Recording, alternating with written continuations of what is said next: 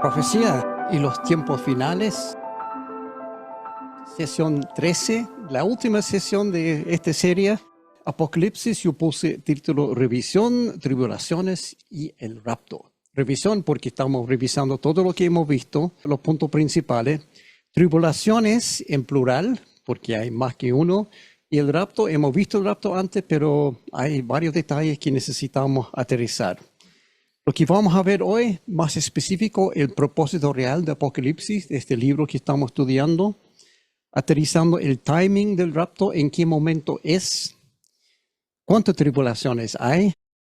Los creyentes vamos a pasar por la o las tribulaciones, armando la línea de tiempo. Yo había prometido varias veces armar una línea de tiempo para ayudar a entender eso. Hoy, hacia el final, hay una línea de tiempo, pero para armarlo no es tan fácil. Y vamos a armarlo desde hoy y hasta la eternidad. Los dos grupos en el cielo y el otro grupo. Hay tres grupos que Juan ve en el cielo. Pregunta clave aquí, ¿en cuál grupo estás tú? Y finalmente se puede cambiar de grupo. Si se encuentra en un grupo no muy bueno, es posible cambiar a otro grupo. Todo eso vamos a contestar y mucho más. Hemos pasado ya por todo el libro de Apocalipsis y varios otros libros también que tienen que ver con profecía de los tiempos finales. Y seguramente quedan preguntas todavía, porque la profecía de los tiempos finales es un poco enredado, sí. Creo que logramos contestar muchas dudas, muchas preguntas, pero siempre hay más y más dudas. Preguntas tales como, ¿cuándo sucederá todo esto? O quizás, ¿esto me afecta a mí y los otros cristianos y mis seres queridos, lo que hemos visto, lo que vamos a ver? ¿O es solamente información para entretenernos? ¿O tiene un efecto en nuestras vidas? ¿En qué momento nos vamos al cielo? En algunos casos la pregunta es si voy al cielo o no voy al cielo.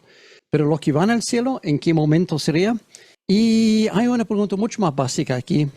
¿Cuál es el propósito del libro de Apocalipsis? Cuando uno lo ve, encuentra tan enredado, tan complicado, y uno dice, ¿qué tiene que ver? ¿Cuál es la base de este libro? ¿Por qué está en la Biblia? ¿Para qué nos sirve? Y una pregunta aún más básica, ¿cuál es el propósito de la Biblia? Para contestar estas preguntas, primero vamos a revisar lo que hemos aprendido en este estudio. Y en algunos momentos voy a necesitar ayuda de ustedes, porque yo me olvidé alguna palabra clave. Entonces, ¿me pueden ayudar con eso? Todavía no, pero vamos a llegar a eso. ¿Resumen de la semana pasada? No, hoy no. Generalmente, en este momento, hago un resumen de lo que vimos la semana pasada, pero hoy no lo voy a hacer porque esta sesión es revisión. Todo lo que vamos a ver hoy hemos visto antes, pero ahora estamos logrando unir los puntos para hacer esta línea de tiempo y llegar a una conclusión. Ojalá para entender con claridad lo que nos va a suceder a nosotros y el resto del mundo en los tiempos finales. Además, vamos a atar cabos sueltos, agregar los detalles finales que necesitamos para robustecer nuestra comprensión de los tiempos finales, incluyendo la prometida línea de tiempo. Entonces, sesión 13, revisión, tribulaciones y el rapto. Pero no necesariamente en esa secuencia. Vamos a estar saltando un poco de aquí por allá. Primero, hay un evento mencionado en el primer capítulo de Apocalipsis, los primeros versículos que hemos pasado por alto hasta el momento. Lo hemos visto en otro estudio, que es la Biblia, sesión número 42 y 43, lo vimos en detalle, pero su base es aquí, en Apocalipsis. Incluso esta es la primera profecía en Apocalipsis. Sabemos que Apocalipsis está lleno de profecías, pero esta es la primera. Apocalipsis 1, del 4 al 7. Yo, Juan, escribo a las 7 iglesias que están en la provincia de Asia.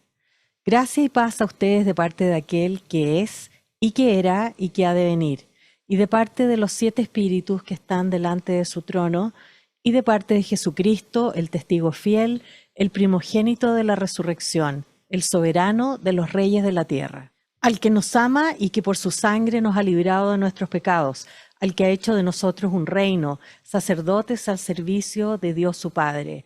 A Él sea la gloria y el poder por los siglos de los siglos. Amén. Miren, que vienen las nubes, y todos lo verán con sus propios ojos, incluso quienes lo traspasaron, y por Él harán lamentación todos los pueblos de la tierra. Así será. Amén. Mire que viene en las nubes. Esa es la primera profecía en Apocalipsis. Y al ver eso dice, no entendí nada, es poco críptico, pero en realidad se trata de rapto. Eso es cuando el Señor viene en las nubes, pero sin tocar tierra. Entonces, esto no es la segunda venida.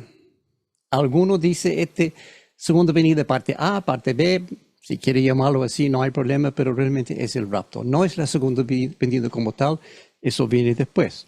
Se trata del regreso de Cristo para llevar a todos los cristianos, vivos y muertos, al paraíso. Y todos lo verán. Y esto hemos pasado por alto, pero es muy interesante aquí. ¿Quién más lo verá? Aquí lo dice, lo verán con sus propios ojos, incluso quienes lo traspasaron. Los responsables para crucificar a Cristo lo van a ver en el rapto.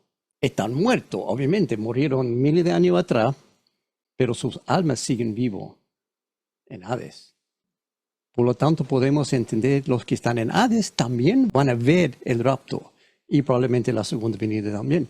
Yo había visto antes en otro estudio referente a la muerte que los que están muertos saben lo que está sucediendo en la tierra.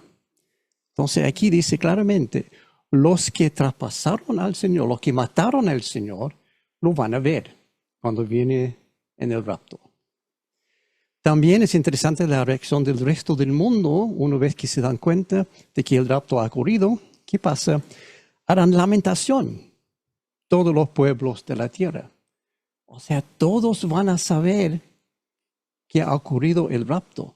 Los vivos, los muertos, los que están en el cielo, los que están en Hades, todos van a saberlo. Y los que están en la tierra, cuando ven que ya no hay creyentes, todos se fueron con el rapto, van a lamentar. Lamentaciones. Esa parte encuentro muy interesante, pero es una parte de Apocalipsis que generalmente pasamos por encima nomás. Hay detalles adicionales sobre el rapto en otra parte de la Biblia. Quizás el lugar más conocido es 1 Tesalonicenses 4, 13 al 17. Hermanos, no queremos que ignoren lo que va a pasar con los que ya han muerto, para que no se entristezcan como esos otros que no tienen esperanza. ¿Acaso no creemos que Jesús murió y resucitó? Así también Dios resucitará con Jesús a los que han muerto en unión con Él.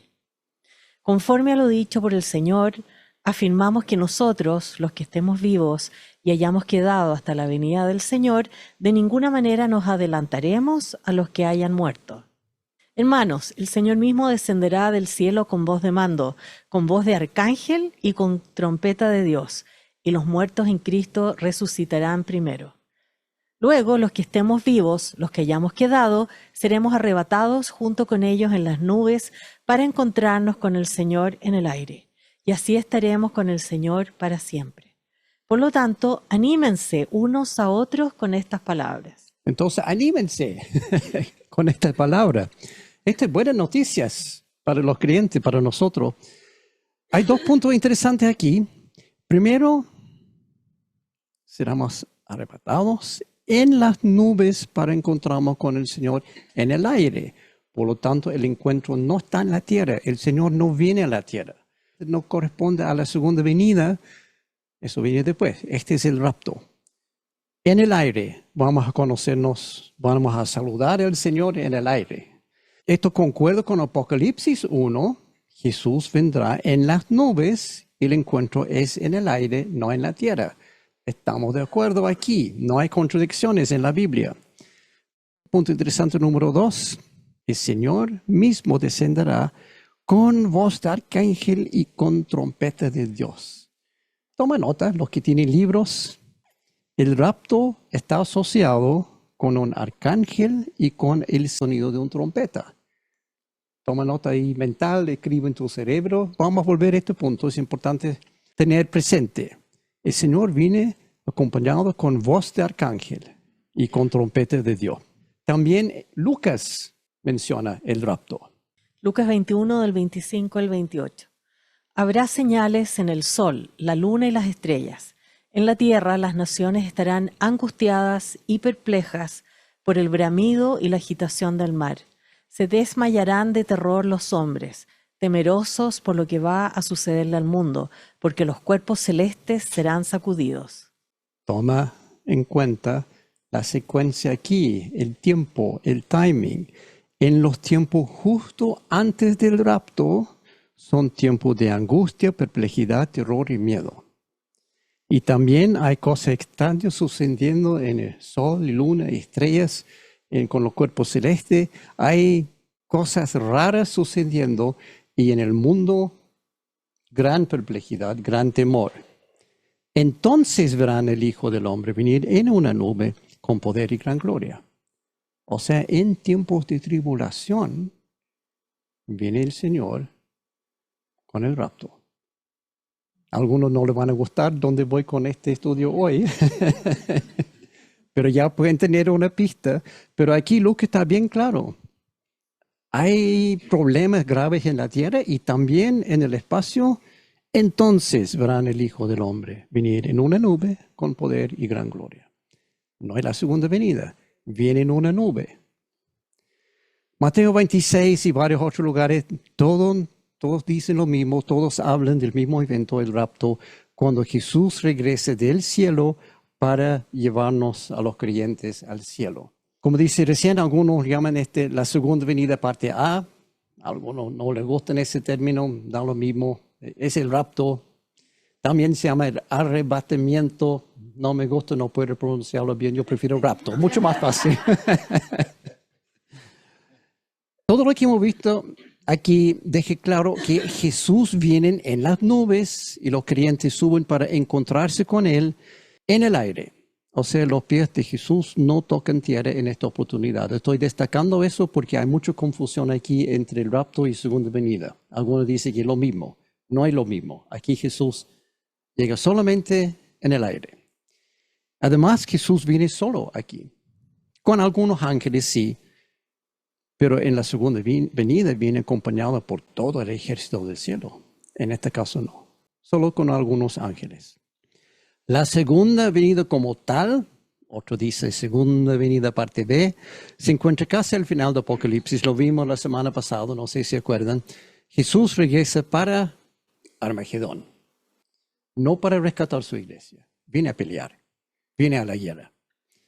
Con todo el ejército, incluso dice, con los ejércitos del cielo, dando a entender que en el cielo hay más de un ejército, y toca tierra en el monte de los olivos.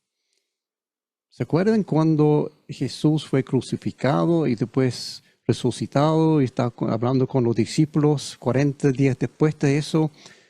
Los discípulos están con él y él sube al cielo. Y hay algunos ángeles que están ahí y dicen a los discípulos, ¿por qué están mirando al cielo? ¿Qué tan entretenido allá? Este mismo Jesús que ustedes vieron ir recién viene de la misma forma. Y se da a entender que viene en el mismo punto, al mismo lugar. En ese momento los discípulos están en el Monte de los Olivos. Por lo tanto, podemos decir que cuando Jesús regresó es a ese punto, Monte de los Olivos. Y con su pie bien plantado en la tierra. Eso no es el rapto. No hay que confundirse. El Señor viene con ejércitos para la guerra. No viene con algunos ángeles para juntar a los creyentes. Punto importante, son solamente cristianos quienes van con Jesús en el rapto. En parte A, son los únicos que se levantan de la muerte. Los otros no. Todos los demás se quedan atrás en la tierra. Los muertos quedan en Hades y los vivos quedan en la tierra y van a sufrir los terribles cosas que hemos visto en Apocalipsis y otros libros, incluyendo ambas tribulaciones y Armagedón y otra cosa más. Jesús viene a buscar solo los que han aceptado a Jesús y tienen una relación personal con Él. Solo los creyentes. Los muertos, los que murieron en Cristo y los que están vivos en ese momento. Segunda venida, o sea, en la segunda venida real, no hay creyentes originales en la tierra. Todos se fueron en el rapto. Quizás hay creyentes nuevos que al ver todos sus compañeros, familiares, amigos se fueron al cielo, se pusieron de rodillas y se entregaron al Señor. Hay creyentes nuevos, pero creyentes originales no queda ni una. Entonces ya sabemos que es el rapto. La pregunta es, ¿en qué momento viene el rapto? ¿Es antes o después de la tribulación y de la gran tribulación y de Armagedón? ¿En qué momento viene? ¿Me va a afectar personalmente? Ojalá. Yo quiero ir en el rapto. ¿Nadie más quiere ir en el rapto? Bueno, ok. Yo no quiero morir, yo quiero ir con el Señor en el rapto. ¿A dónde van las personas arrebatadas en el rapto? ¿Qué pasa con los demás, los dejados atrás? Hay muchas preguntas.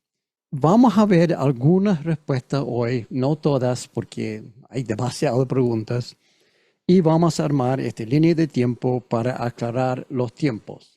Pero primero es necesario revisar algunas de las cosas que hemos visto en este estudio para poder entender las respuestas a estas preguntas.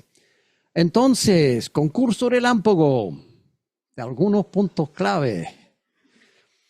Las profecías siempre se miden con respecto a los tiempos y no los tiempos exactos.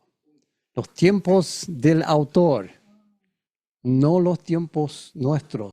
¿Por qué es importante eso? Porque muchas veces la gente lee una profecía y dice, qué bueno, esto para mí. No, no es para ti. Era para alguien, ya pasó, no es para ti. O quizás leen otra profecía y dicen, no, esto para el futuro, sin entender que según el autor, esa profecía es para nosotros hoy. Hay que tomar el punto de vista. Para Juan, incluso el inicio de Apocalipsis, el Señor dice, escribe lo que ha visto, lo que está mirando ahora mismo y las cosas que van a suceder después. 3 tiempos. Y Juan lo escribe el libro así, de su punto de vista. Muchas cosas estaban en el futuro. De nuestro punto de vista, algunas de estas cosas ya pasaron. Lo mismo con Daniel. Cuando él escribe, todo lo que escribe es para el futuro de Daniel. Mucho de lo que él escribió ya pasó. Algunas cosas quedan para el futuro. Entonces hay que siempre ponerse en los zapatos del autor y pensar, la profecía que estoy leyendo era para el futuro de esa persona. Pero quizás no es para mi futuro o quizás sí. Algunas profecías de la Biblia son parte del futuro inmediato, corto plazo. Otros para el futuro de ¿cuánto plazo? Y otros para el futuro muy distante. El futuro mediano y otros para el futuro distante. Algunos se cumplen varias veces, múltiples veces. Sí, exacto. Se repiten. La misma profecía puede cumplirse 1, 2, 3 veces. El texto de la Biblia, cualquier texto, significa exactamente lo que dice a ¿qué vista? Primera vista. Cuando uno lo lee, generalmente es lógico. Yo lea y yo entiendo. La gran mayoría de los versículos en la Biblia son así. Algunos no tanto, pero generalmente cuando está leyendo hasta las cosas difíciles, hay que tomar lo que se ve a primera vista. En el sentido común o simple de la palabra, sí, está bien. En el sentido normal de la palabra. Simplemente leer y lo que dice, tomar eso a primera vista en el sentido de las palabras normales. Si no tiene sentido, quizás hay que profundizar, pero comenzando con eso, tomando en cuenta el estilo y el uso del lenguaje figurativo y simbólico y poético. O sea, hay que tomar en cuenta qué tipo de literatura está leyendo. Cuando leen salmos que las montañas están aplaudiendo, sabemos que las montañas no tienen manos, por lo tanto, eso es poético. Hay que tomar en cuenta lo mismo, figurativo y simbólico.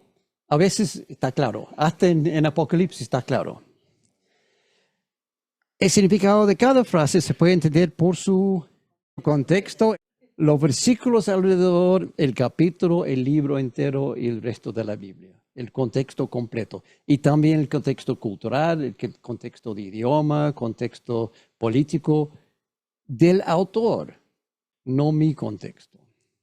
Para entender la Biblia hay que buscar respuestas en... O sea, en otras palabras, hay 4 reglas básicas que hay que usar de la ciencia de la hermenéutica para interpretar pasajes difíciles en la Biblia. Empiezo con P, S, C y L.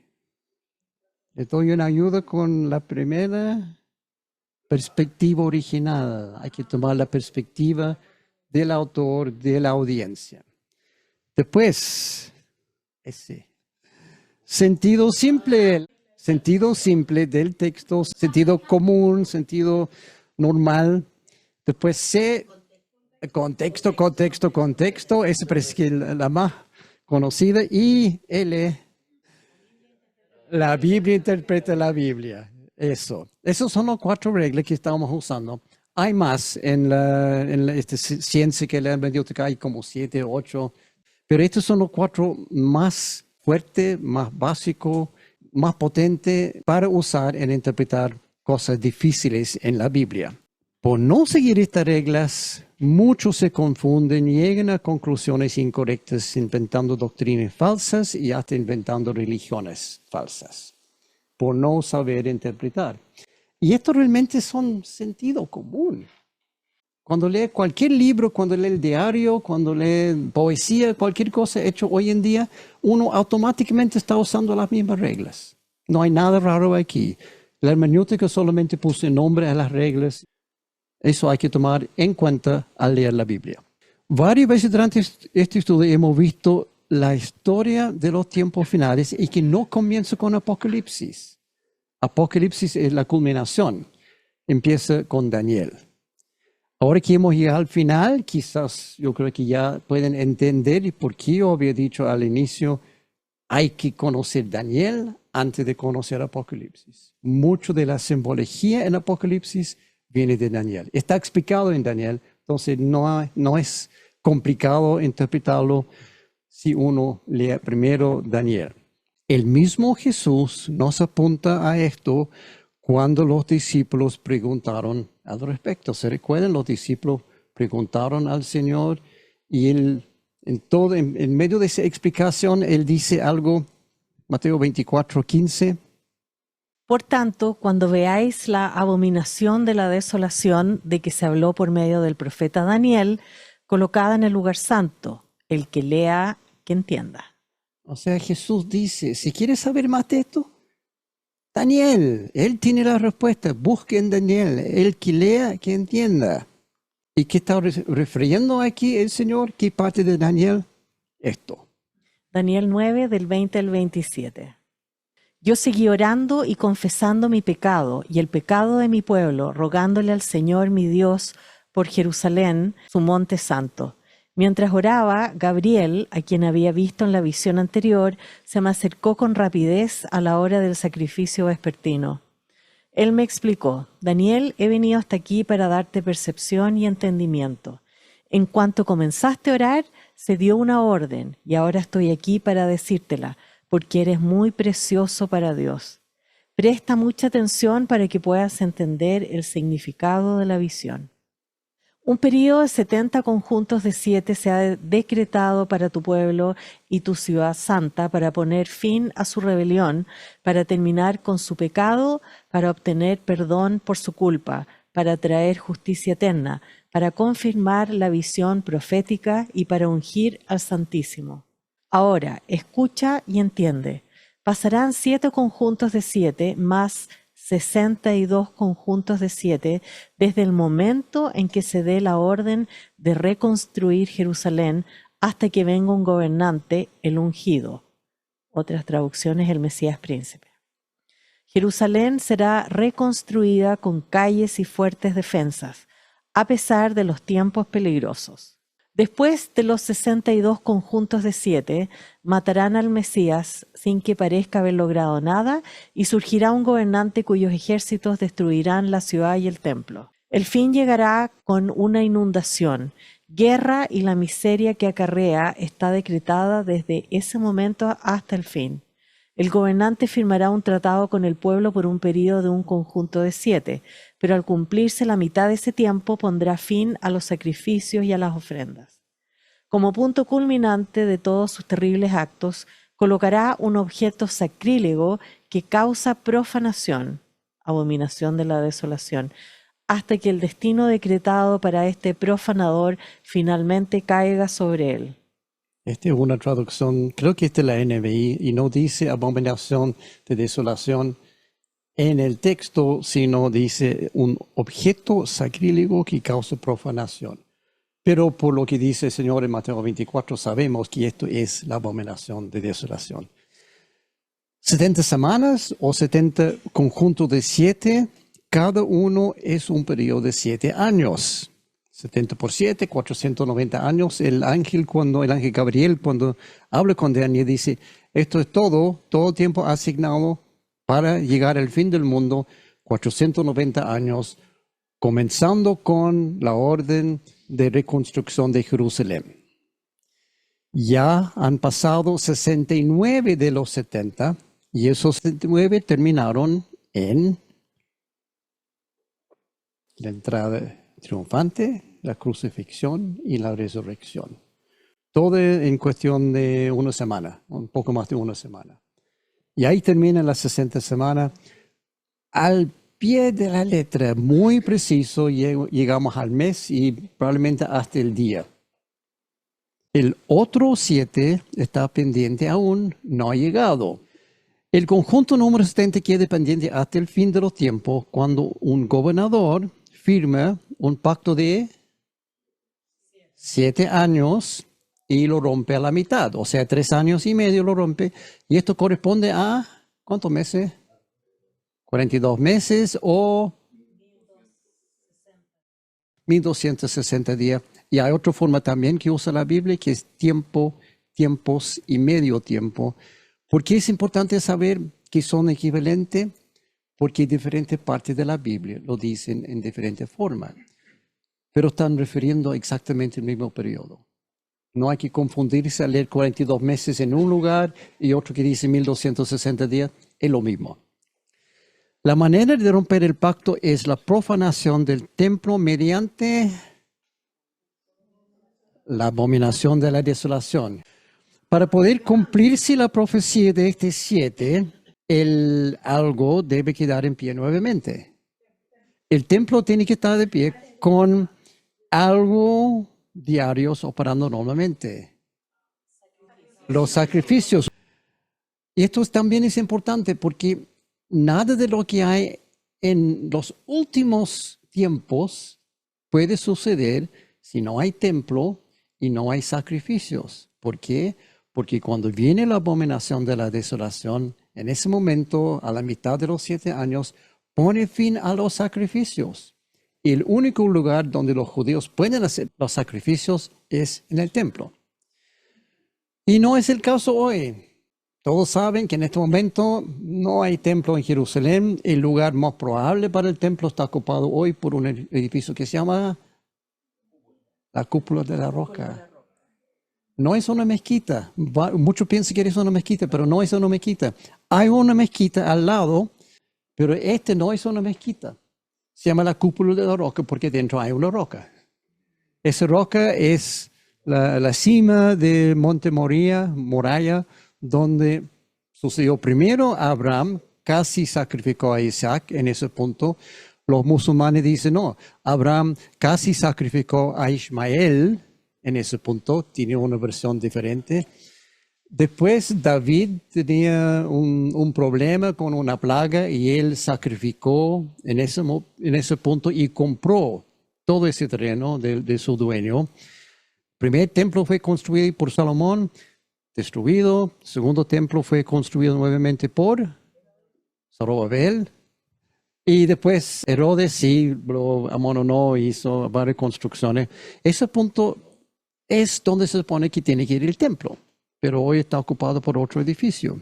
No hay templo hoy, por lo tanto no hay sacrificios, Por ende, no hemos llegado a la última semana de Daniel. El templo tiene que estar de pie, por lo menos durante algunas semanas antes de llegar a la mitad, tiene que estar en operación el templo con sacrificios. Quizás no terminado, pero en proceso y con un altar donde están haciendo sacrificios. Para algo de contexto, aquí hay una línea de tiempo. No es línea de tiempo que está buscando, es uno que tiene que ver con el Antiguo Testamento. Daniel, Juan, Jesús y las profecías de Daniel, capítulo 8 y 12. Lo vimos antes. Aquí tenemos antes de Cristo, aquí el año 1. Daniel fue exiliado a Babilonia en el año 605 antes de Cristo. El templo y la ciudad fueron destruidos en el año 586. En ese momento Israel dejó de existir por 70 años, básicamente. Daniel tiene sus visiones en el año 553 a.C. El templo fue reconstruido en el año 515 a.C. Daniel ya ha muerto. Él está profetizando referente a cosas que iban a suceder en el templo, pero no había templo en su tiempo. Murió, se reconstruyó el templo. Jerusalén fue reconstruido y terminado en el año 445 a.C., más o menos. Ahí también termina el Antiguo Testamento. Y después pasó mucho tiempo y llegamos al año 167 a.C. ¿Qué pasa en 167 a.C.? Antíoco IV Epífanes puso una abominación que causa desolación en el templo. Llega Judas Macabeos con su ejército, echan a este tipo, termina muerto, no por ellos, terminan muertos por otra causa, y rededican el templo, y eso es la base de lo que hoy en día es Hanukkah, Festival de las Luces, celebrado todos los años por los judíos. Los tiempos de Jesús, incluyendo cuando él profetiza referente a los tiempos finales en Mateo 24, y estos son las primeras 69:7 de Daniel, desde el momento en que está dada la orden para reconstruir Jerusalén y hasta el Mesías príncipe aquí en el año 33. Esos son los 483 años, los primeros 69:7 de Daniel. Después, destrucción nuevamente de Jerusalén en el templo en el año 70. Juan escribe Apocalipsis más o menos el año 96, 97, por ahí. Hoy estamos aquí en el círculo amarillo después de Cristo y el tiempo va a seguir hasta un punto cuando se cumple la semana número 70 de Daniel y muchas otras profecías y el fin de todo. Cuando empiece la última semana, ahí queda muy poco tiempo. Pero hay una cosa aquí en la caja de naranja, dice Mateo 24. ¿A qué se refiere con eso? Aquí vamos a tomar un poco más de tiempo para tener el contexto completo. Mateo 24, 1 al 3 primero. Jesús salió del templo y mientras caminaba se le acercaron sus discípulos y le mostraron los edificios del templo. Pero él les dijo, ¿ven todo esto? Les aseguro que no quedará piedra sobre piedra, pues todo será derribado. Más tarde estaba Jesús sentado en el Monte de los Olivos, cuando llegaron los discípulos y le preguntaron en privado, ¿cuándo sucederá eso y cuál será la señal de tu venida y del fin del mundo? Primer punto aquí, el contexto es la destrucción del templo. Es un tema común en las profecías de los tiempos finales. Tiempo destruido, tiempo en reconstrucción. Y aquí el Señor dice, salió del templo, y hablando del templo, no quedará piedra sobre piedra, pues todo será derribado. Es una doble profecía. Está refiriendo a sí mismo, sí, pero también está refiriendo al templo físico. Este templo tan bonito será destruido.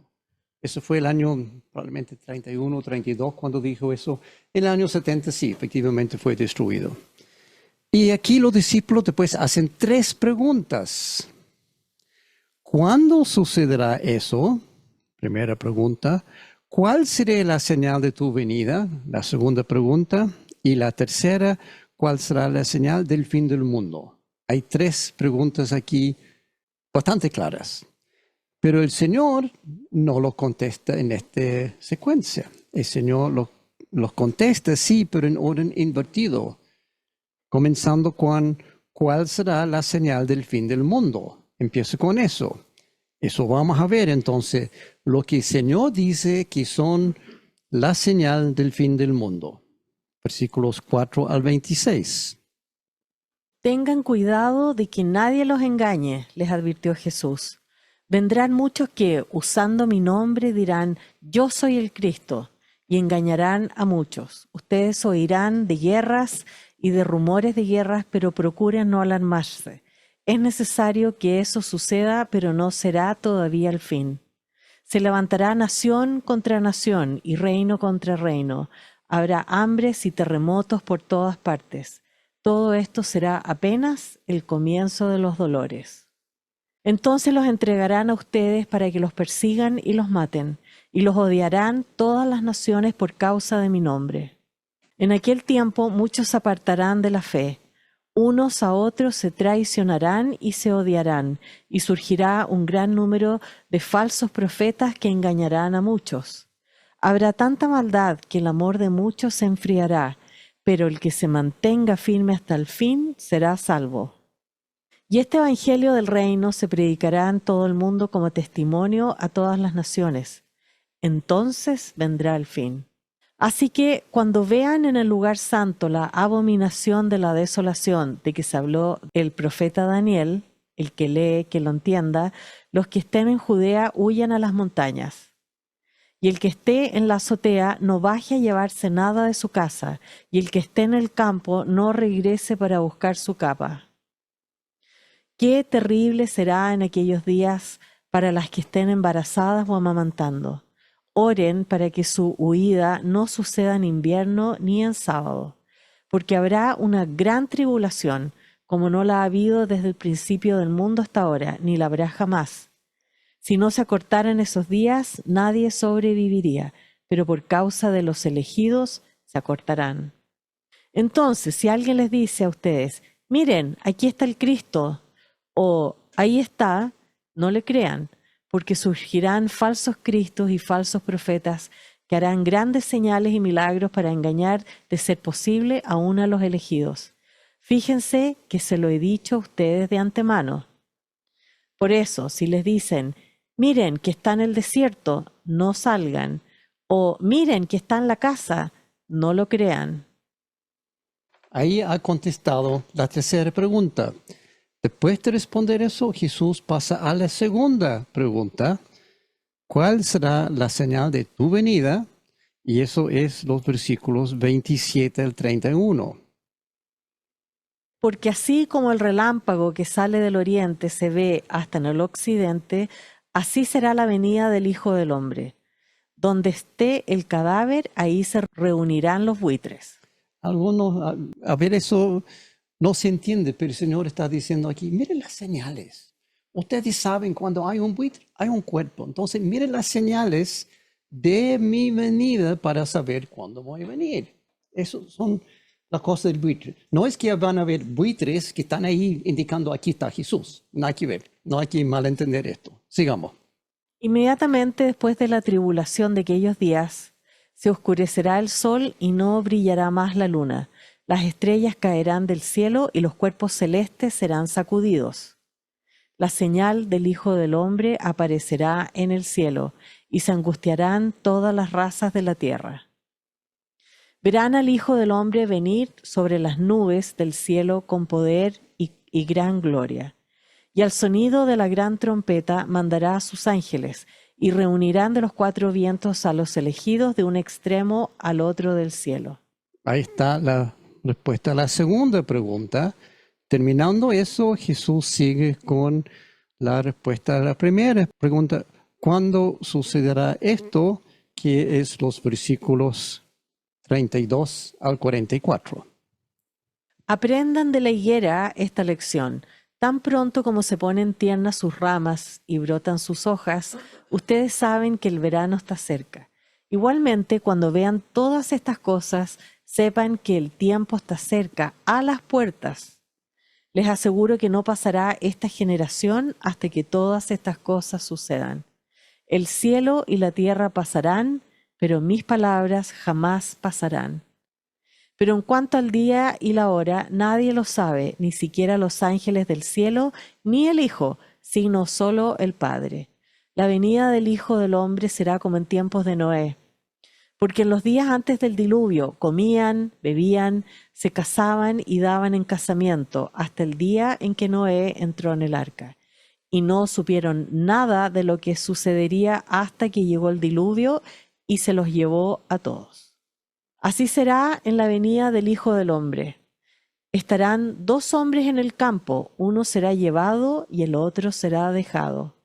Dos mujeres estarán moliendo, una será llevada y la otra será dejada.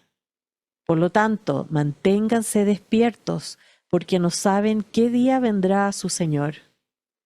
Pero entiendan esto, si un dueño de casa supiera a qué hora de la noche va a llegar el ladrón, se mantendría despierto para no dejarlo forzar la entrada. Por eso también ustedes deben estar preparados, porque el Hijo del Hombre vendrá cuando menos lo esperen. Quizás dieron cuenta en medio de todo esto que hay dos tribulaciones. El Señor habla claramente de dos tribulaciones. Recién vimos en Lucas que Él habla de tiempo de angustia, perplejidad, terror y miedo justo antes del rapto. Y ahora, al contestar la pregunta, ¿cuáles serán las señales del fin del mundo? Jesús dice lo mismo, con descripciones de engaño espiritual, religión falsa, nación contra nación, guerras, hambruna, terremotos. Y dice que todo esto es solamente el comienzo de los dolores. Son tiempos dolorosos. Después sigue con descripciones de martirio, apostasía, falso profeta, mucha maldad en el mundo. O sea, el Señor está hablando aquí de los 4 jinetes del Apocalipsis. Lo vimos en segunda o tercera sesión. Es exactamente lo que el Señor está hablando aquí. Mateo 24 va en paralelo con Apocalipsis. Son los primeros 5 sellos del rollo, lo que el Señor está describiendo aquí. En conjunto, todo esto se llama la tribulación. Son tiempos terribles. Inmediatamente después, el próximo versículo, Jesús dice, este evangelio del reino se predicará en todo el mundo como testimonio a todas las naciones. Entonces vendrá el fin. Y después, inmediatamente, empieza con descripciones de lo que va a pasar durante este fin, comenzando en el versículo siguiente con la causa que provoca este fin, y ese es cuando vean en el lugar santo la abominación de la desolación. Esa es la causa del fin. ¿Viene el fin? Sí, el Señor dice, lo que gatilla todo esto es la abominación. Y después Él hace sugerencia de qué uno debería hacer cuando ven esta abominación en el templo, huyen a las montañas. Si están en Judea, huyen a las montañas. ¿Por qué? ¿Por qué hay que huir? Próximo versículo. Porque habrá una gran tribulación, como no la ha habido desde el principio del mundo hasta ahora, ni la habrá jamás. O sea, el Señor dice, esto de los primeros 6 días, ¿tú pensaste que eso fue tribulación? Sí, fue tribulación, pero ahora viene gran tribulación, desatado por la abominación de la desolación. Estamos empezando a juntar los puntos y la imagen está comenzando a salir. La línea de tiempo está aclarando de a poco. Ahora queda claro que hay 2 tribulaciones, una antes de la abominación y otra que comienza justo en ese momento, y esto se llama la gran tribulación. Y no hay que confundirse. La Biblia habla claramente de la tribulación y la gran tribulación. Mateo 24, 15 y 21, aquí tenemos los detalles que vimos recién para verlo otra vez. Así que cuando vean en el lugar santo la abominación de la desolación, de que se habló el profeta Daniel, el que lee, que lo entienda, los que estén en Judea huyan a las montañas. Cuando vean eso, huyen. 6 versículos después. Porque habrá una gran tribulación, como no la ha habido desde el principio del mundo hasta ahora, ni la habrá jamás. La pregunta que seguramente está pensando en este momento es, ¿pasaré yo por una de estas tribulaciones? ¿El chico o el grande? ¿O por ambas o por ninguna? ¿Y qué pasa con mis seres queridos? ¿Ellos van a pasar por eso? Hay una pista clara para contestar esa pregunta en Daniel. Obviamente, el Señor dice, si quieren respuesta, busquen Daniel. Entonces vamos a buscar en Daniel. 12, 1 al 3. En ese tiempo se levantará Miguel, el arcángel, que hace guardia sobre tu nación. Entonces habrá un tiempo de angustia, como no lo hubo desde que existen las naciones. Sin embargo, en ese momento, cada uno de tu pueblo que tiene el nombre escrito en el libro será rescatado. Se levantarán muchos de los que están muertos y enterrados, algunos para vida eterna y otros para vergüenza y deshonra eterna. Hay tanto aquí en estos pocos versículos. Ya, vamos por parte. Primero dice, en ese tiempo. ¿En cuál tiempo? ¿De qué está hablando? ¿Cuándo es este tiempo? ¿A qué se refiere? Bueno, según Jesús en Mateo 24, cuando ven en el lugar, tanto la abominación de la desolación, el próximo evento es la gran tribulación. ¿Y qué hay aquí? Entonces habrá un tiempo de angustia como no lo hubo desde que existen las naciones. O sea, una gran tribulación. Casi idéntico a la descripción de Jesús. Dice, esto nunca ha pasado antes. Y aquí en Daniel, esto nunca ha pasado antes. Este tiempo de angustia. Aquí en Daniel también hay una gran tribulación, que también es única en toda la historia. No pueden haber dos grandes tribulaciones porque dice, como no hubo desde que existen las naciones. Lo mismo el Señor en Mateo 24. Estamos hablando del mismo evento. Es la misma y única gran tribulación de Mateo 24 cuando Jesús dice que hay que buscar respuesta en Daniel. Aquí estamos buscando en Daniel y encontramos una gran tribulación. Entonces, en ese tiempo está hablando en los tiempos de la gran tribulación. Pero falta algo aquí. Si se recuerdan lo que vimos recién en 1 Tesalonicenses 4, que habla del rapto, la llegada de Jesús es acompañada por la voz de un arcángel. ¿Se acuerdan eso? Pregunta, ¿quién es el único arcángel mencionado por nombre en toda la Biblia? Miguel. Pero, ¿qué dice aquí? En ese tiempo se levantará Miguel, el arcángel. ¿En cuál tiempo? En el tiempo de la tribulación. Se levantará Miguel, el arcángel. ¿Cuál es el trabajo principal de Miguel? Proteja a Israel. Por ende, es muy probable que la voz del arcángel que acompaña a Jesús en el rapto es Miguel. Es el único arcángel mencionado en la Biblia y 1 Tesalonicenses dice, Jesús viene acompañado con trompeta y voz de arcángel. Miguel. Se levantó Miguel y prestó su voz para el rapto.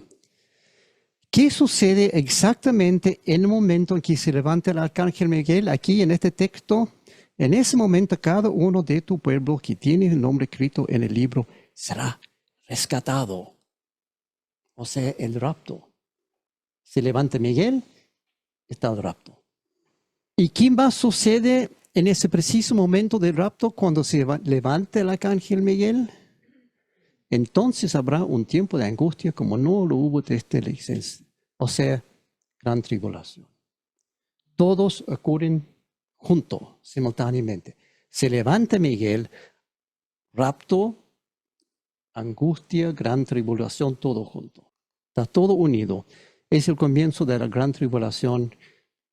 Todo ocurre junto aquí. Miguel, el arcángel, se levanta. Aparece la abominación de la desolación en el templo. El pueblo de Dios es rescatado en el rapto, acompañado por voz de arcángel, probablemente Miguel. Comienza la gran tribulación. Todo junto. ¿Es posible confirmar esto? Es una teoría, tiene buen base ya, pero ¿podemos confirmarlo por alguien que no sea Mateo ni Daniel?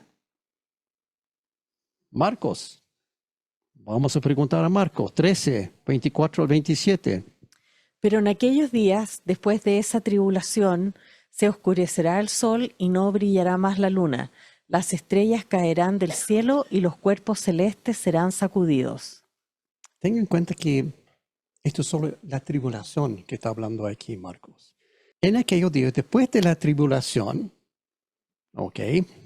Marcos está hablando de algo que sucede inmediatamente después de la tribulación y justo antes de la gran tribulación. Hay un punto que ocurre exactamente en el medio. Aquí dice, después de la tribulación. Entonces, ¿de qué evento nos quiere contar aquí Marcos? Verán entonces al Hijo del Hombre venir en las nubes con gran poder y gloria. ¿Quieren saber cuándo está el rapto? Marcos lo dice claramente. Después de la tribulación viene el Señor en las nubes con gran poder y gloria. El rapto. ¿Estamos seguros que el rapto? Sigamos leyendo. Y él enviará a sus ángeles para reunir de los cuatro vientos a los elegidos, desde los confines de la tierra hasta los confines del cielo. Y Marcos aquí dice, esto es, después de la tribulación viene el rapto. Todos están de acuerdo. Mateo, Marcos, Lucas, Daniel y Juan. Todos dicen lo mismo. Viene una tribulación y después viene el rapto justo antes del comienzo de la gran tribulación. En ese momento se levantará el arcángel Miguel y preste su voz para acompañar el rapto. Creo que está aclarando un poco la película, ¿no? Y veo que hay cara aquí que dice, sí veo, pero no me gusta. Pero hay otra pista enorme aquí que ayuda a aterrizar el momento exacto de todo esto con aún mayor precisión, y eso es: se oscurecerá el sol y no brillará más la luna. Las estrellas caerán del cielo y los cuerpos celestes serán sacudidos. Eso es lo que dice Marcos. Esto sucede justo después de la tribulación. Este evento raro ocurre al mismo tiempo que el rapto, pero suena familiar.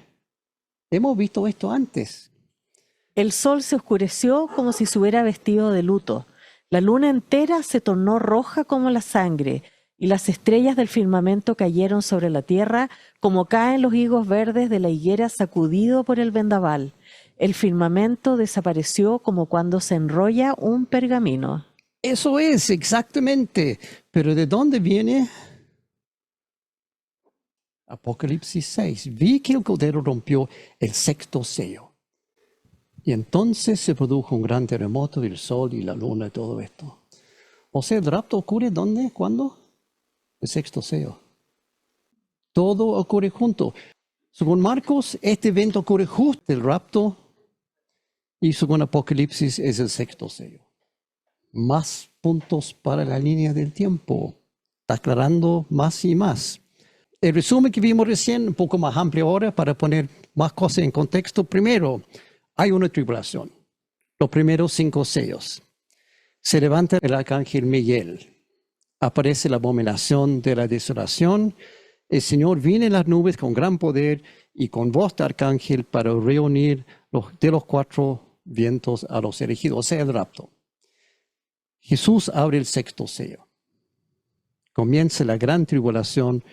Problemas en el sol, en la luna, en las estrellas, y las 7 trompetas y las 7 copas. Ahí tenemos la secuencia probable hasta el momento de Apocalipsis. Por lo tanto, parece que nosotros los cristianos no vamos a pasar por la gran tribulación, porque viene el rapto y después empieza la gran tribulación. La segunda mitad de los 7 años es la gran tribulación, pero probablemente sí vamos a pasar por la primera mitad. Por ende, la tribulación, por lo menos parcialmente, vamos a pasar por eso.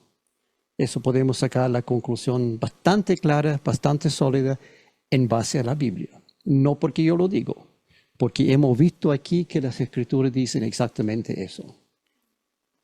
Y mucha cara triste aquí, porque nadie quiere pasar por la tribulación. Ahora, el problema es, muchos dicen que no vamos a pasar por la tribulación porque Dios no va a dejar que su iglesia sufre. Bueno, perdóname, pero ¿qué pasó en el primer siglo? La iglesia sufrió terriblemente. persecución, martirio. Entonces, si eso sucedió a ellos, ¿por qué nosotros somos mejores? Si ellos pasaron por una especie de tribulación, ¿por qué nosotros no? No nos gusta, pero las Escrituras indican claramente.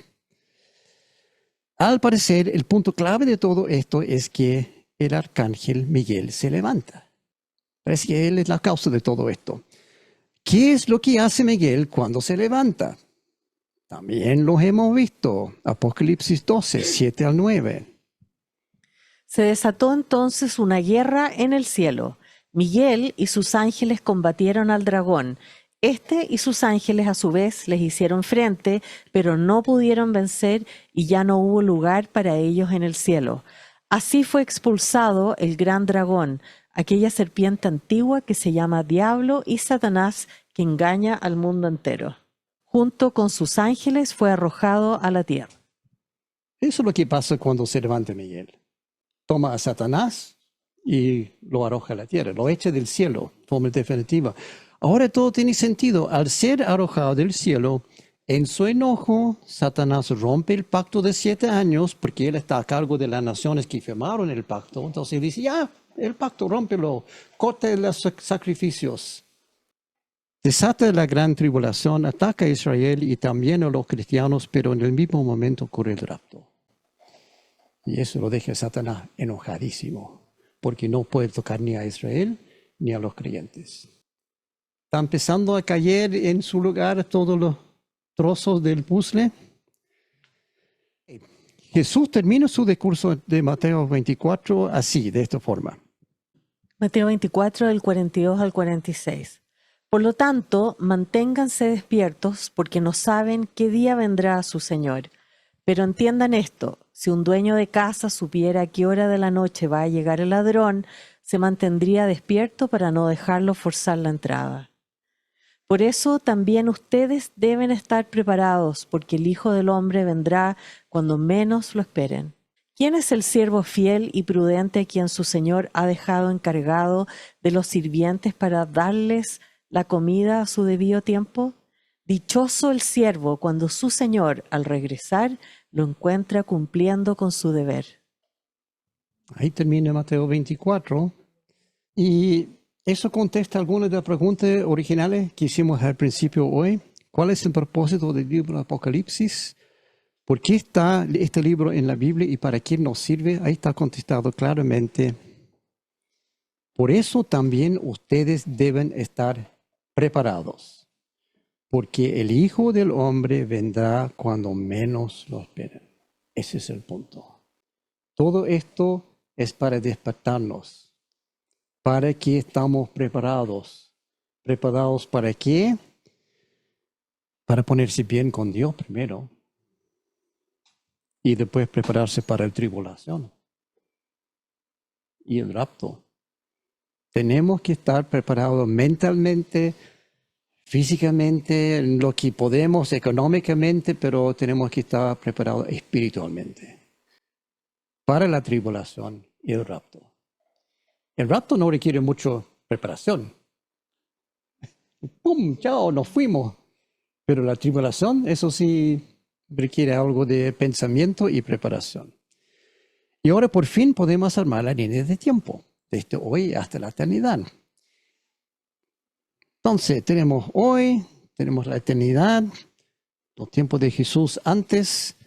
Todo entre hoy y el fin del tiempo son los tiempos finales. Hoy ya estamos en los tiempos finales, por lo menos los primeros sellos de Apocalipsis 6.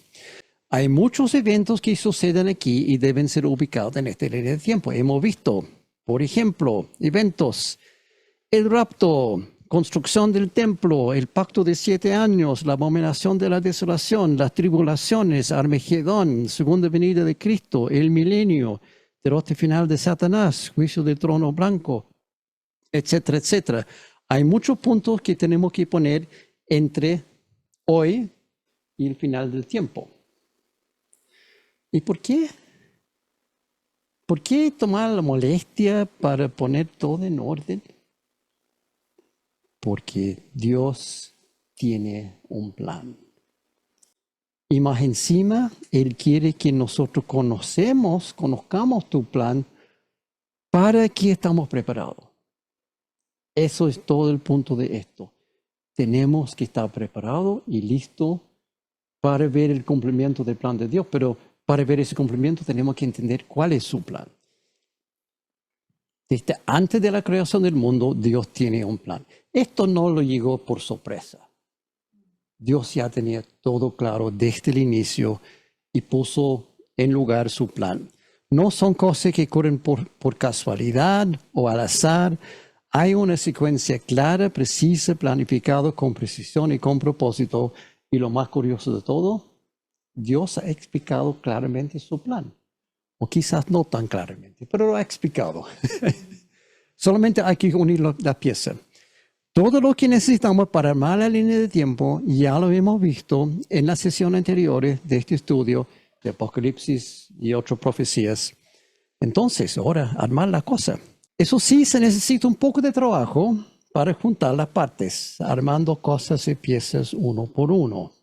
¿Alguna vez ha comprado algo en IKEA? Viene en una caja. Compraste un mueble, compraste una cama, compraste una cocina. Viene todo en cajas. Y uno tiene que armarlo. Están todas las partes, sí. Están las instrucciones, sí. Todo el plan está aquí en Apocalipsis. No falta nada. Las herramientas están también. Entonces, manos a la obra. Ahí estamos con todas las piezas, todas las partes listas. Solamente hay que armarlo. Y el problema es que el plan es un poco más complicado. Pero no podemos comenzar desde el inicio, desde la línea de tiempo, porque falta punto de referencia. No sabemos dónde está el inicio. Entonces, lo que tenemos que hacer es buscar un punto en el medio, un buen punto de partida, y avanzar desde ahí, en varias direcciones simultáneamente. Parece complicado, pero no es tan complicado.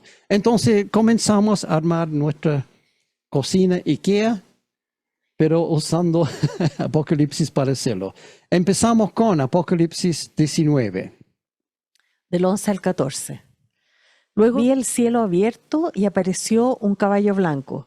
Su jinete se llama Fiel y Verdadero. Con justicia dicta sentencia y hace la guerra. Sus ojos resplandecen como llamas de fuego y muchas diademas ciñen su cabeza. Lleva escrito un nombre que nadie conoce sino solo él. Está vestido de un manto teñido en sangre y su nombre es el Verbo de Dios. Lo siguen los ejércitos del cielo, montados en caballos blancos y vestidos de lino fino, blanco y limpio. De su boca sale una espada afilada con la que herirá a las naciones. Las gobernará con puño de hierro. Él mismo exprime uvas en el lagar del furor del castigo que viene de Dios Todopoderoso. En su manto y sobre el muslo lleva escrito este nombre: Rey de Reyes y Señor de Señores. Vimos eso la semana pasada, no es la primera vez que lo vemos. No es uno de los famosos 4 jinetes del Apocalipsis. Ellos están en capítulo 6, ya estamos en capítulo 19. Es otro jinete. Este es Jesús, que viene con todo poder y gloria, y este sí es la segunda venida. Viene con los ejércitos del cielo y viene listo para la guerra.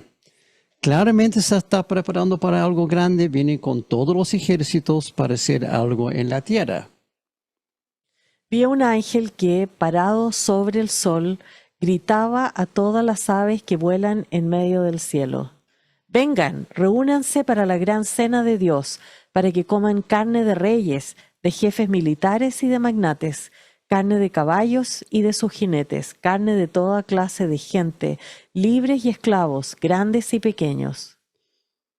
Viene la batalla grande. El ángel aquí, muy ecológico, no quiere que toda esa buena y sabrosa carne se desperdicie.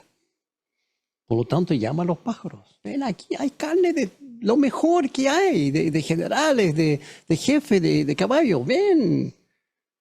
O si no, esa carne se va a perder. Buen ángel este. Los capítulos 16 y 17, sabemos algo más de esta batalla. y los reunió en el lugar que en hebreo se llama Armagedón. La batalla es Armagedón y Jesús viene desde el cielo con los ejércitos del cielo, que incluye a... Apocalipsis 17:14. Le harán la guerra al Cordero, pero el Cordero los vencerá, porque es Señor de señores y Rey de reyes, y los que están con él son sus llamados, sus escogidos y sus fieles. O sea, nosotros, aquí dice, el Señor viene acompañado con sus llamados, sus escogidos y sus fieles. ¿Somos llamados? ¿Somos escogidos? ¿Somos fieles? ¿Sabías que tú mismo ibas a participar en Armagedón? Había mencionado antes, deberíamos tomar curso de cabalgar, porque venimos montados en caballos, dice acá. Pero el punto es que venimos nosotros con el Señor para Armagedón en estos versículos. Sigamos.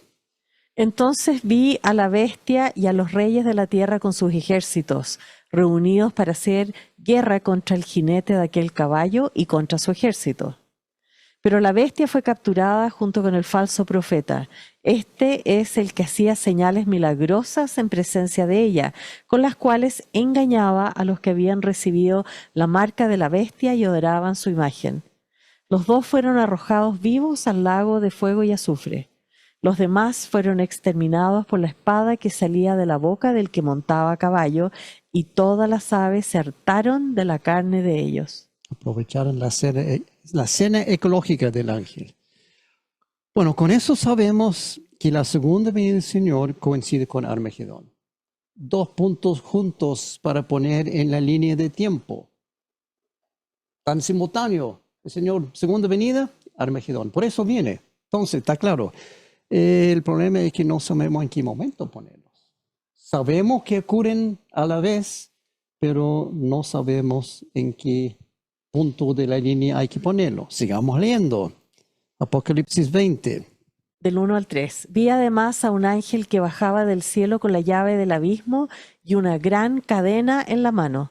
Sujetó al dragón, aquella serpiente antigua que es el diablo y Satanás, y lo encadenó por 1000 años. Lo arrojó al abismo, lo encerró y tapó la salida para que no engañara más a las naciones, hasta que se cumplieran los 1000 años. Después habrá de ser soltado por algún tiempo. Eso también habíamos visto la semana pasada. Inmediatamente después de Armagedón, Satanás va preso y comienza los 1000 años. Otro punto que ocurre simultáneamente. Viene el Señor, Armagedón, Satanás preso por 1000 años. Todos juntos, uno tras otro. Otro punto más para la línea de tiempo. Versículos 4 y 5. Entonces vi tronos donde se sentaron los que recibieron autoridad para juzgar. Vi también las almas de los que habían sido decapitados por causa del testimonio de Jesús y por la palabra de Dios. No habían adorado a la bestia ni a su imagen, ni se habían dejado poner su marca en la frente ni en la mano. Volvieron a vivir y reinaron con Cristo 1000 años.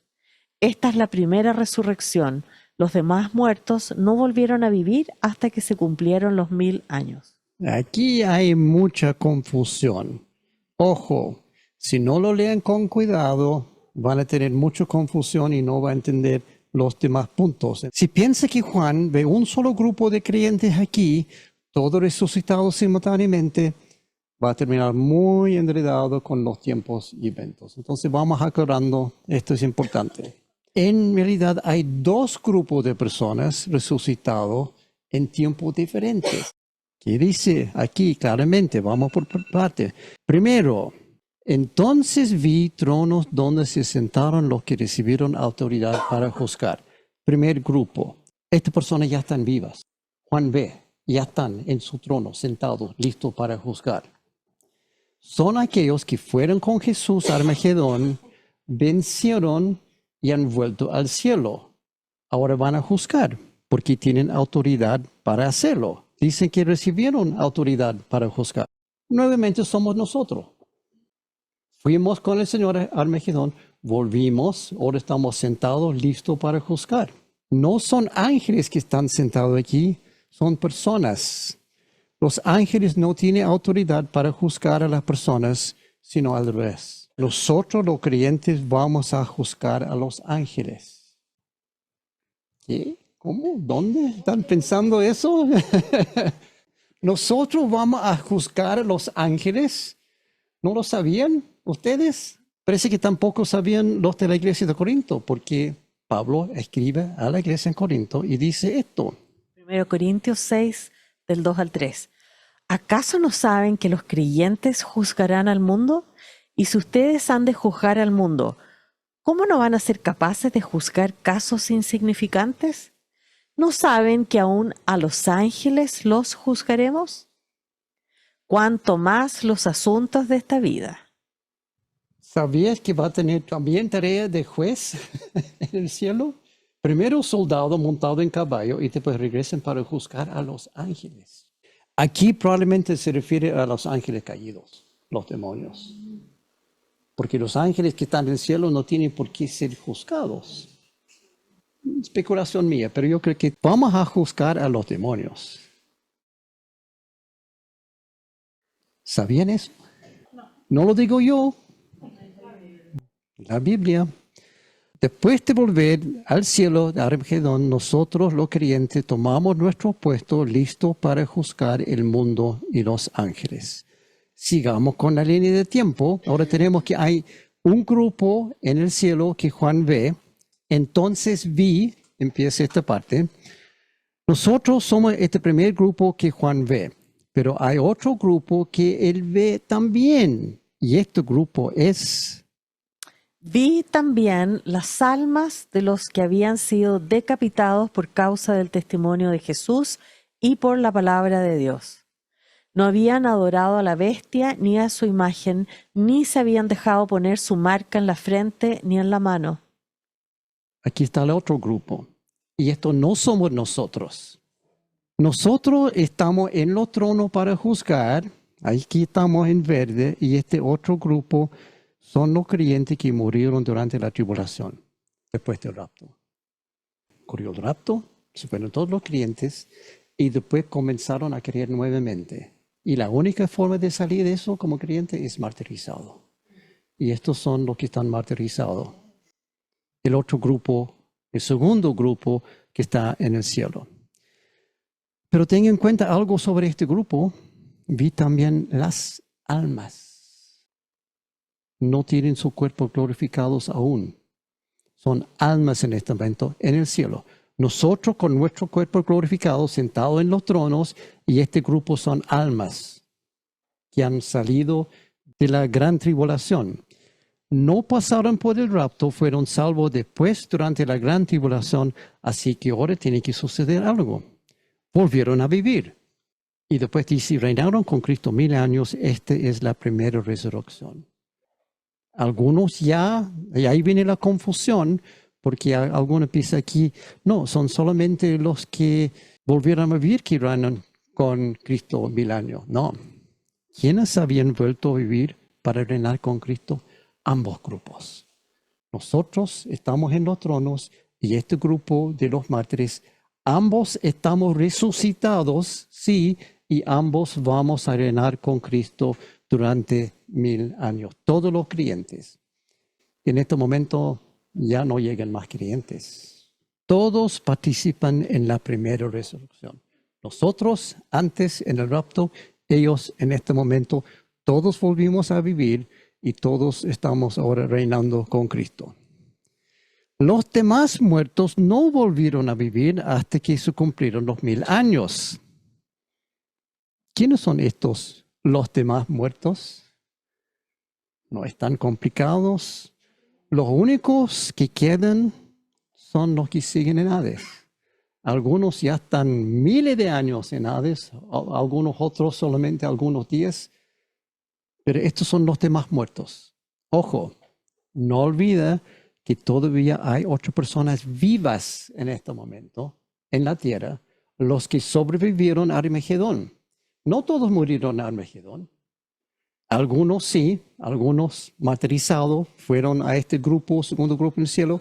Otros, no tan buenos, fueron a Hades y otros quedaron vivos.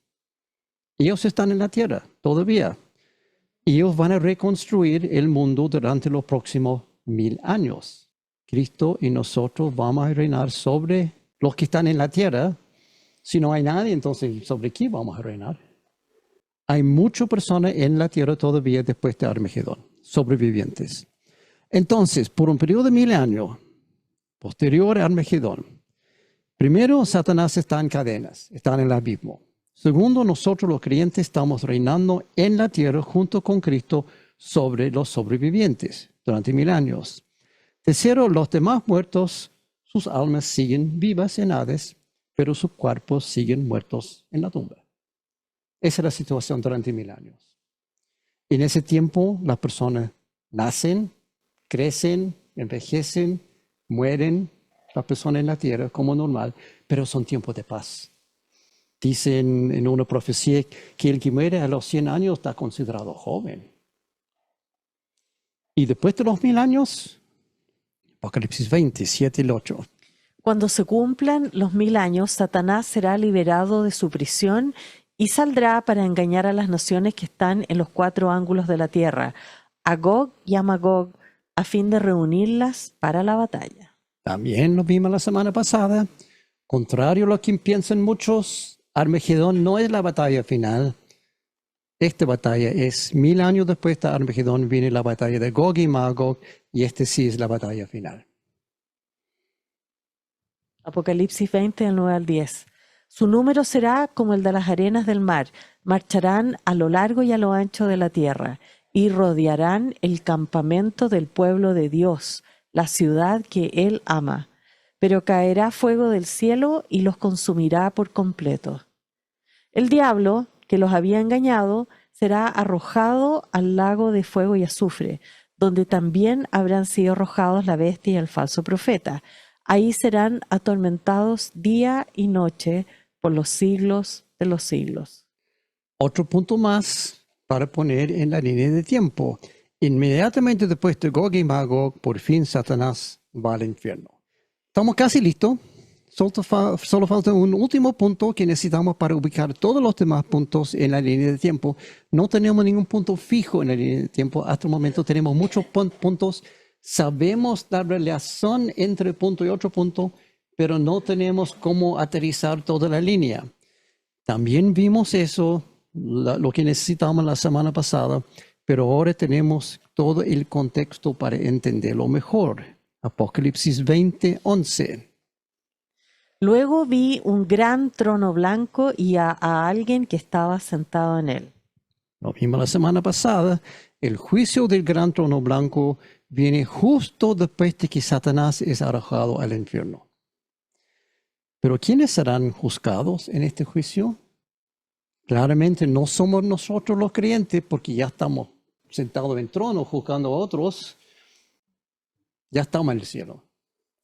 Y tampoco seremos juzgados en ningún momento, porque no hay condenación para los que están en Cristo Jesús. No sufrimos ningún juicio en este sentido. Pasamos frente al trono de Cristo, sí, pero eso para juzgar nuestras obras, no para juzgar a nosotros. Este trono blanco es para juzgar a otros. Apocalipsis 20, del 13 al 15. El mar devolvió sus muertos, la muerte y el Hades devolvieron los suyos, y cada uno fue juzgado según lo que había hecho. La muerte y el Hades fueron arrojados al lago de fuego. Este lago de fuego es la muerte segunda. Aquel cuyo nombre no estaba escrito en el libro de la vida era arrojado al lago de fuego. Es el propósito del juicio del gran trono blanco. El juicio de los muertos, los demás que no volvieron a vivir, ahora han vuelto a vivir y ahora están juzgados y todos van al infierno. Es el final de los demás, los que no fueron resucitados por 1000 años. Son los no creyentes que estaban en Hades, que no es el infierno, no hay que confundirse, y ahora sí van al infierno real para la eternidad. Acto seguido, Apocalipsis 21:1, después vi un cielo nuevo y una tierra nueva, porque el primer cielo y la primera tierra habían dejado de existir. Ok, han llegado el fin del tiempo y el inicio de la eternidad, y ese es el punto que necesitábamos. Con eso tenemos todo lo necesario para armar la línea de tiempo. Por fin, dicen. Pero tenemos que llamarlo marcha atrás, porque este es el único punto de referencia que tenemos hasta el final de todo, y tenemos que ir en reverse. Ok, hagámoslo. Aquí tenemos hoy, y aquí tenemos por el otro extremo eternidad. Y el punto fijo que tenemos se llama fin del tiempo, cielo nuevo, tierra nueva. Ahí termina todo, empieza la eternidad. Entonces, justo antes de eso, hay un juicio del trono blanco. Y justo antes de eso, Satanás está arrojado al infierno. Y justo antes de eso, batalla de Gog y Magog. Y justo antes de eso, Satanás fue liberado del abismo, donde estaba encarcelado durante 1000 años, el milenio, 1000 años de paz, reinando con Cristo. Nosotros, justo antes de eso, Satanás fue encarcelado en el abismo. Eso fue simultáneo con batalla de Armagedón. Momento después, segunda venida de Cristo con el caballo blanco, y eso fue dentro de este rectángulo aquí morado, y dentro de eso está gran tribulación, y al inicio de ese rectángulo está reconstrucción del templo, y ese rectángulo se llama Pacto de 7 años. Ahora, verlo así en marcha atrás es muy confuso, entonces hagámoslo de otra forma. Para mayor claridad, vamos a verlo en la secuencia normal del tiempo. ¿Cómo? Partiendo con el pacto de 7 años, profetizado por Daniel. La reconstrucción del templo sucede en algún momento, probablemente al inicio de este pacto. Gran tribulación, a la mitad de esos 7 años, Satanás arrojado del cielo, y él se levanta, abominación de desolación, empieza la gran tribulación. Al final de ese periodo de 7 años, segunda venida de Cristo en su caballo blanco viene. Batalla de Armagedón, simultáneamente. Satanás es encadenado en el abismo después de Armagedón, justo después. 1000 años de paz viene. Al final de los 1000 años, Satanás es liberado del abismo. Está la batalla de Gog y Magog.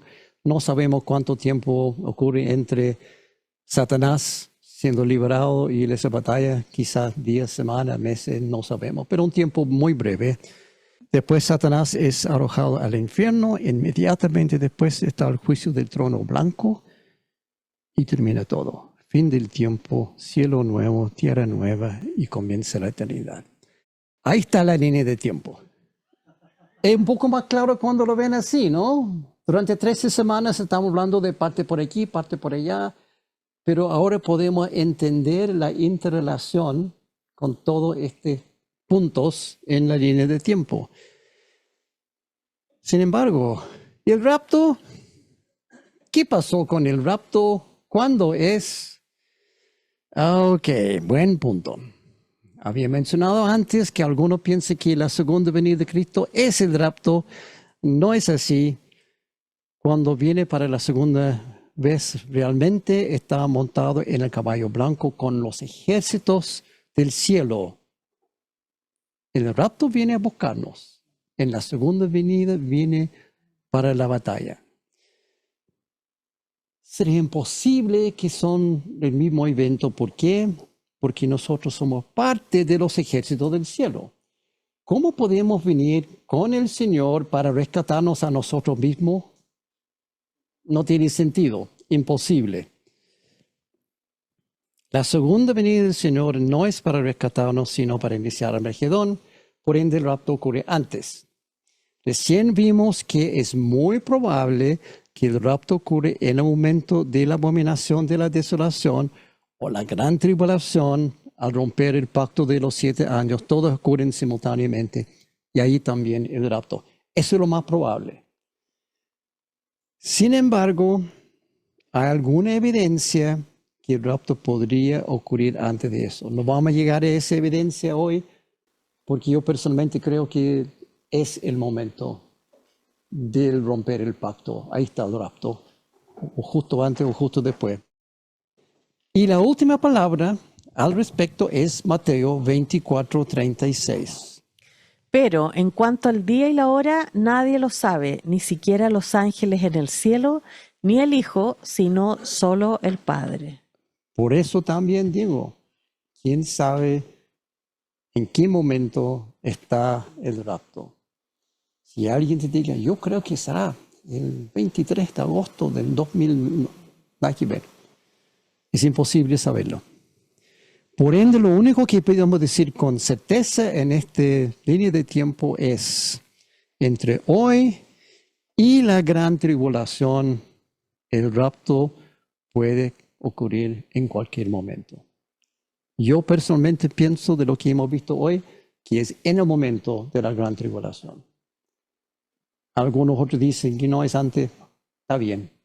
Hay evidencia para apoyar ese punto de vista también. Pero yo creo que la evidencia está clara, lo que vimos hoy.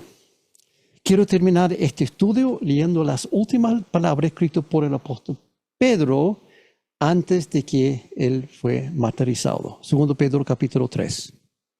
Queridos hermanos, esta es ya la segunda carta que les escribo. En las dos he procurado refrescarles la memoria para que, con una mente íntegra, recuerden las palabras que los santos profetas pronunciaron en el pasado y el mandamiento que dio nuestro Señor y Salvador por medio de los apóstoles. Ante todo, deben saber que en los últimos días vendrá gente burlona que, siguiendo sus malos deseos, se mofará. ¿Qué hubo de esa promesa de su venida? Nuestros padres murieron y nada ha cambiado desde el principio de la creación.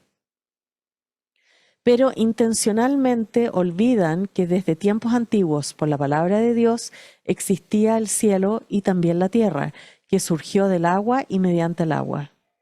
Por la palabra y el agua, el mundo de aquel entonces pereció inundado. Y ahora, por esa misma palabra, el cielo y la tierra están guardados para el fuego, reservados para el día del juicio y de la destrucción de los impíos. Pero no olviden, queridos hermanos, que para el Señor un día es como 1000 años, y 1000 años como un día. El Señor no tarda en cumplir su promesa, según entienden algunos la tardanza.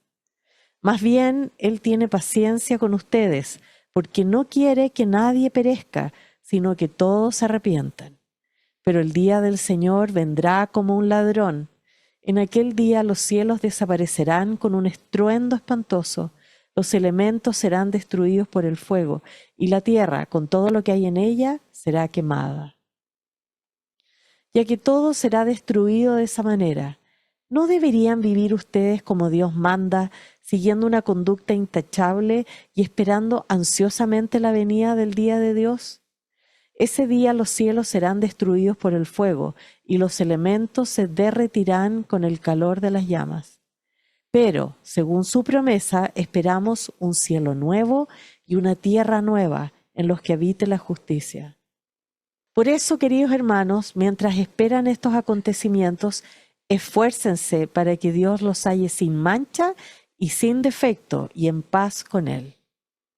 Tengan presente que la paciencia de nuestro Señor significa salvación, tal como les escribió también nuestro querido hermano Pablo, con la sabiduría que Dios le dio. En todas sus cartas se refiere a estos mismos temas.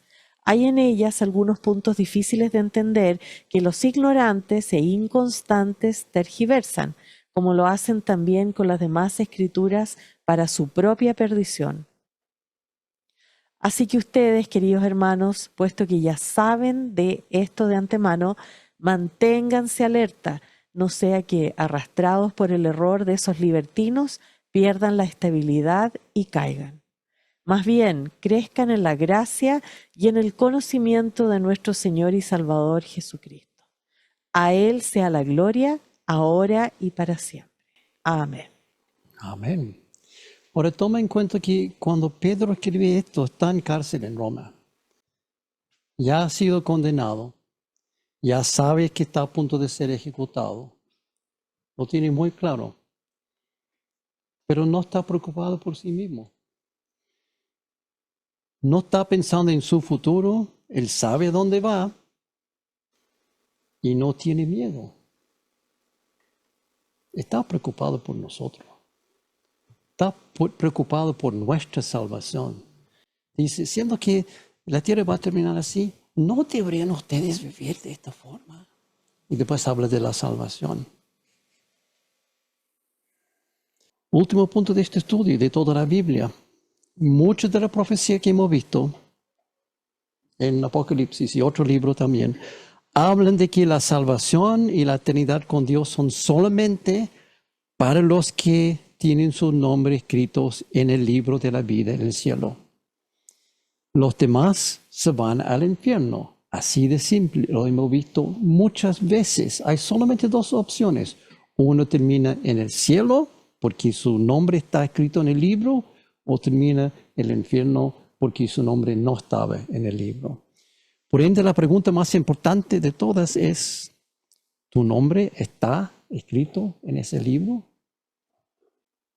Si no lo sabes, o si tienes dudas, entonces probablemente no está tu nombre en tal libro. Y aquí estoy hablando mayormente a los que están mirando la transmisión en YouTube, esta grabación en Momentos del Futuro.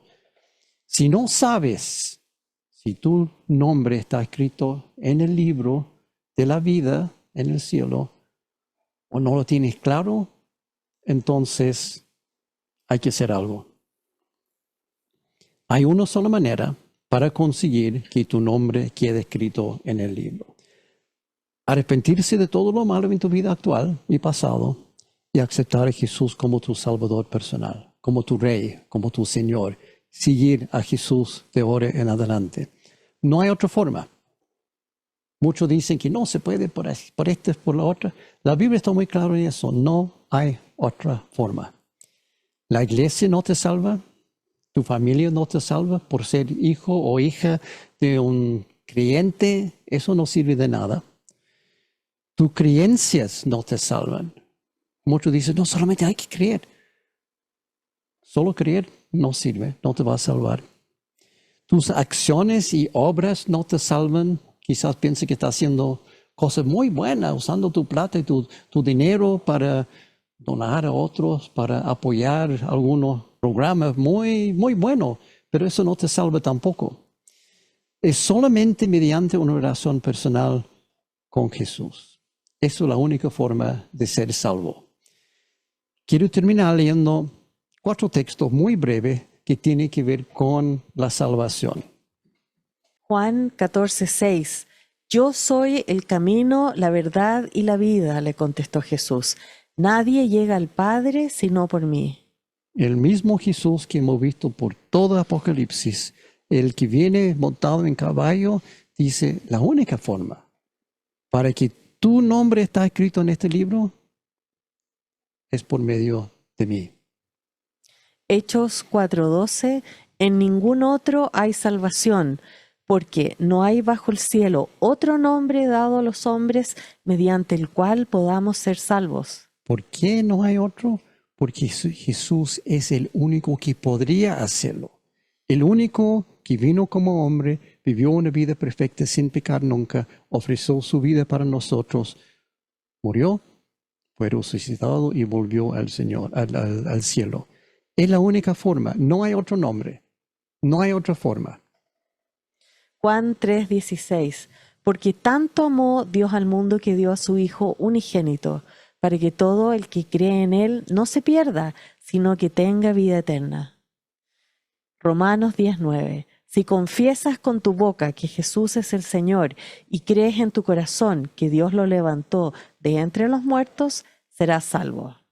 Esa es la base de la salvación, confesar con tu boca, pero no solamente decir las palabras, sino decirlo por convicción, por realmente querer decirlo y poner el significado real de tu corazón en eso y creer que Dios levantó a Jesús de los muertos.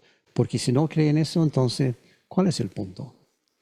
¿Cómo vas a tú llegar al cielo resucitado si mismo Jesús no lo logró. Esos son 2 puntos claves. Ahora, si estás viendo esto en YouTube y quieres hablar con alguien sobre tu salvación, si quieres más información, si quieres tomar una decisión, si quieres orar con alguien, aquí está la forma de contactarnos. Puedes escanear el código QR o puedes simplemente ir directamente a la página web i-ctc.cl/tiempo/contacto. Hay un formulario de contacto que puedes usar para ponerse en contacto con nosotros. Y apenas podemos, vamos a estar en contacto contigo para conversar. Puede ser por teléfono, puede ser por correo, puede ser por WhatsApp. Pero queremos ayudarte con esa decisión. Ahora mismo, no espera. Esto es demasiado importante para esperar. Y esto es el fin de esta serie. A Él sea la gloria, ahora y para siempre. Amén. La última palabra de Pedro. Este continuará el próximo año con otro estudio bíblico. La fecha todavía no tenemos. Pero ese es el próximo año. Y mientras tanto, ¿qué vamos a hacer? Serie de sermones. En las próximas semanas comenzaremos a grabar una serie de sermones solo en línea, no presencial. La idea es grabar sermones, incluso algunos sermones que ya he predicado antes, volver a grabarlos y ponerlos en el canal de YouTube para ayudar a otros a entender mejor la palabra. Eso es lo que vamos a hacer en las próximas semanas.